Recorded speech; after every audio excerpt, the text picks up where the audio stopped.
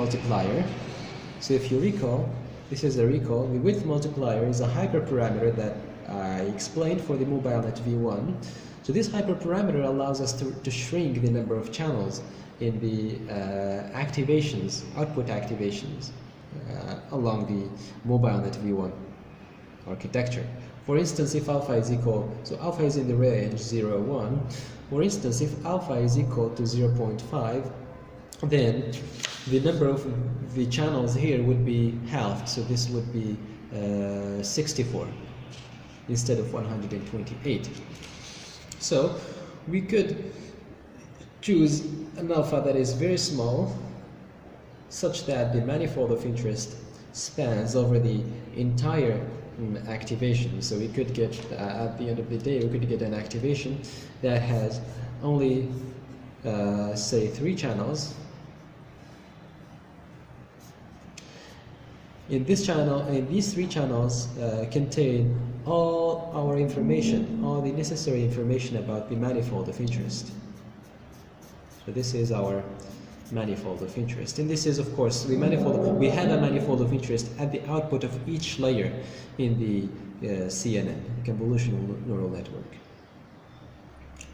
So, is this a good way to capture the property of manifold of interest?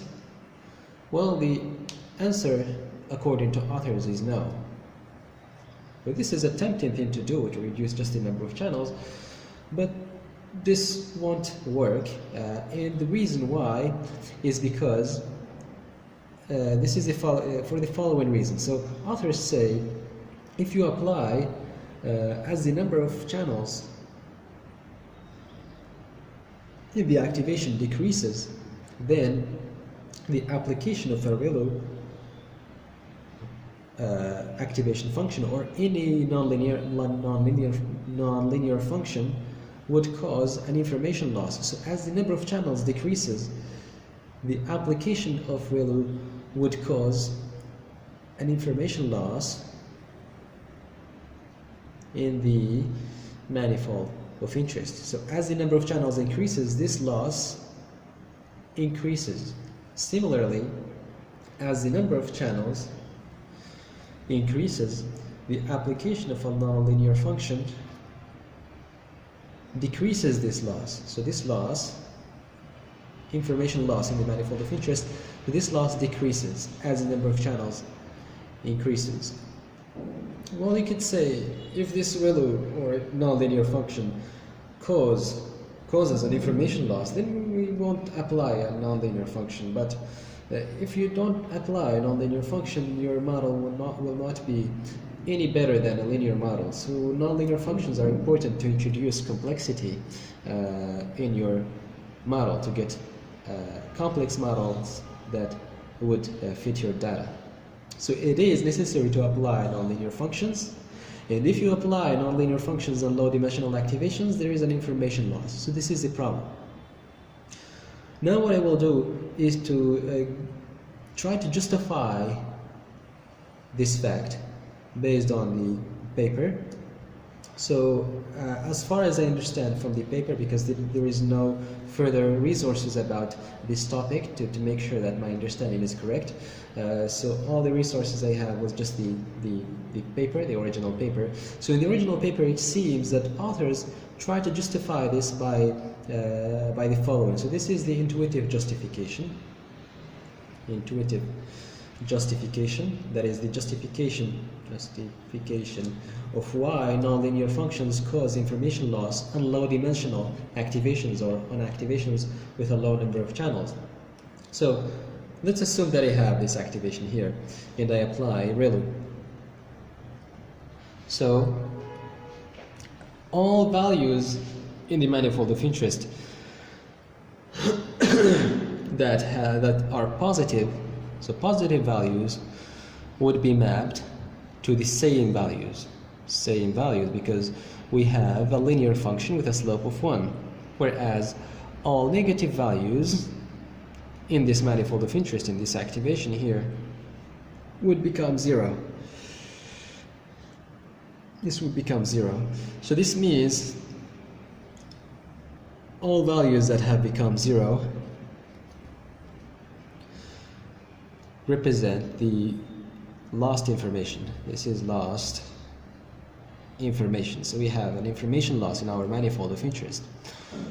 So why this is not the case when this manifold of interest is embedded in high dimensional activations? So let's assume that I have a higher dimensional activation, that is an activation with a higher number of channels. So there is an assumption in neural networks that manifold of interests can be embedded as subspaces in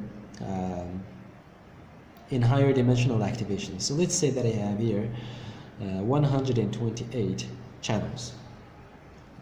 So the manifold of interest has 3 channels, so it could be embedded here, for instance, in the 3rd channel and in the 10th channel, and something like in the channel number 100. Whatever, so here I have 3 channels. These 3 channels here correspond to the manifold of interest. Of course, if I apply ReLU, I would get information loss, but authors argue that we would have, in this particular case, we would have 125 channels left. So 125 is 128 minus 3 channels of the manifold of interest. So we get 125 channels. So these channels could be used to recover the lost information. So as the number of channels increases, we have more chances to recover the information about the manifold of interest. So this is the intuitive explanation of why activation functions do not cause information loss for high dimensional activations.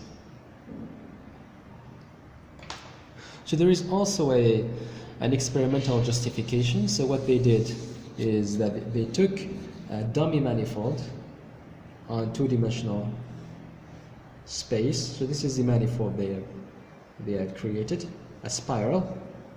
So they tried to merge or to embed this manifold with a transformation T. So this T is a random transformation that allows to embed this manifold of interest into a higher dimensional space. So the dimension of space is referred to as n, right? Then they apply a ReLU, and afterwards they apply an inverse transformation, and they observe the output. So let me show you what happens when we do that. So I will show you on the tablet because I can zoom in on the figure. So this is the input. It's a spiral, right? So when the transformation embeds this input into a dimension of a space of a dimension of 2, so you see that a large part of this spiral is gone, is collapsed. There is an information loss. Similarly, for a dimension of 3, you see that this spiral, although is skewed, a large part of it, more than 50%, is lost. But look what happens when the number of dimensions increases. For instance, we have here 50 dimensions, or here we have 30 dimensions. So the spiral is not the same, but the spiral is still there. The information or the structure of the spiral is there. Although it's skewed, the information about the spiral is there. So it is clear that the higher dimensional activations, applying nonlinear functions on higher dimensional activations, does not cause information loss, as is the case with low dimensional activation. So this is the experimental proof, and there is also another proof. What they did is basically they build their architecture based on the block I talked about. This is a block I will talk about it later. So they applied nonlinear functions on thin layers, and they evaluated the accuracy.